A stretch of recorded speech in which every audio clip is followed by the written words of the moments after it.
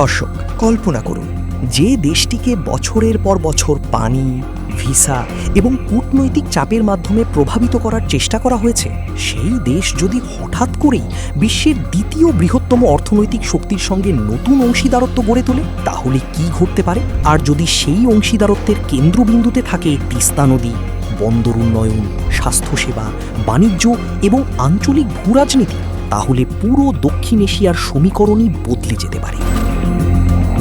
সম্প্রতি চীনের রাজধানী বেইজিংয়ে বাংলাদেশ ও চীনের উচ্চ পর্যায়ের বৈঠক ঘিরে এমনই আলোচনা শুরু হয়েছে আন্তর্জাতিক অঙ্গনে।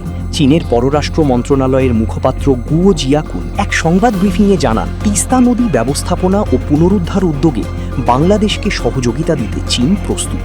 একই সঙ্গে তিনি বলেন, বাংলাদেশ ও চীনের সহযোগিতা দুই দেশের নিজস্ব সিদ্ধান্তের বিষয় এবং এটি স্বাধীনভাবে পরিচালিত হওয়া উচিত। এই বক্তব্যের পর থেকেই নতুন করে আলোচনায় আসে তিস্তা প্রকল্প। তিস্তা বাংলাদেশের উত্তরাঞ্চলের কৃষি, পরিবেশ এবং জীবিকার সঙ্গে গভীরভাবে জড়িত।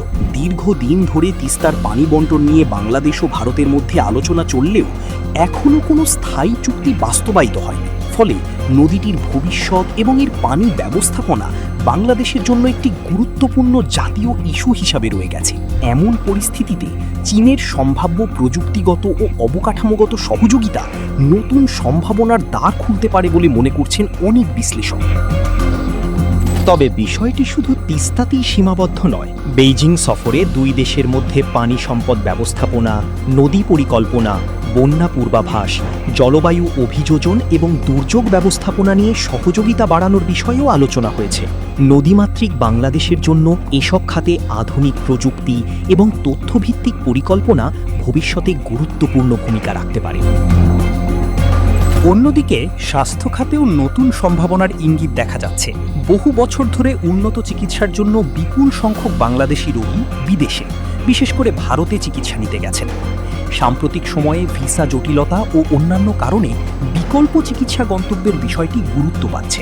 এই প্রেক্ষাপটে চীনের কিছু অঞ্চলে চিকিৎসা সহযোগিতা এবং স্বাস্থ্যসেবা সম্প্রসারণ নিয়ে আলোচনা ভবিষ্যতে বাংলাদেশি রোগীদের জন্য নতুন সুযোগ তৈরি করতে পারে বলে ধারণা করা হচ্ছে। বাণিজ্য ও অর্থনৈতিক সহযোগিতাও ছিল আলোচনার অন্যতম প্রধান বিষয়। মংলা বন্দর, শিল্পাঞ্চল, অবকাঠামো উন্নয়ন এবং বিনিয়োগ সহযোগিতা নিয়ে দুই দেশের আগ্রহ প্রকাশ পেয়েছে।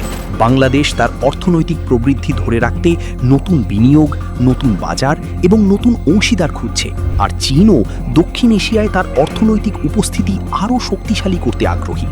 বিশ্লেষকদের মতে এই সম্পর্ক যত গভীর হবে, বাংলাদেশের জন্য তত বেশি বিকল্প তৈরি হবে আন্তর্জাতিক অঙ্গনে।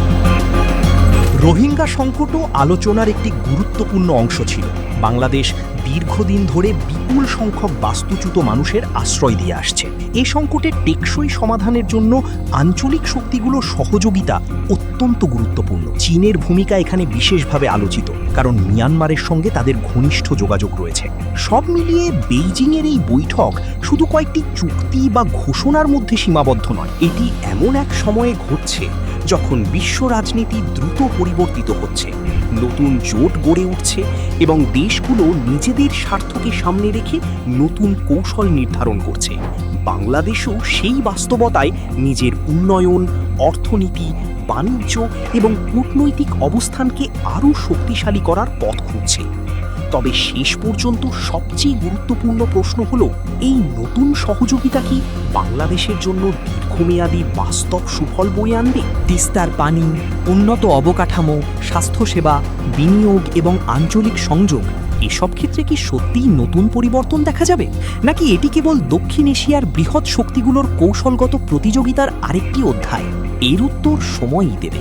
কিন্তু একটি বিষয় নিশ্চিত, বেইজিংয়ে হওয়া এই আলোচনা দক্ষিণ এশিয়ার ভূরাজনীতিতে নতুন করে নজর কেড়েছে, আর বাংলাদেশকে ঘিরে আন্তর্জাতিক আগ্রহ আগের চেয়ে অনেক বেড়েছে।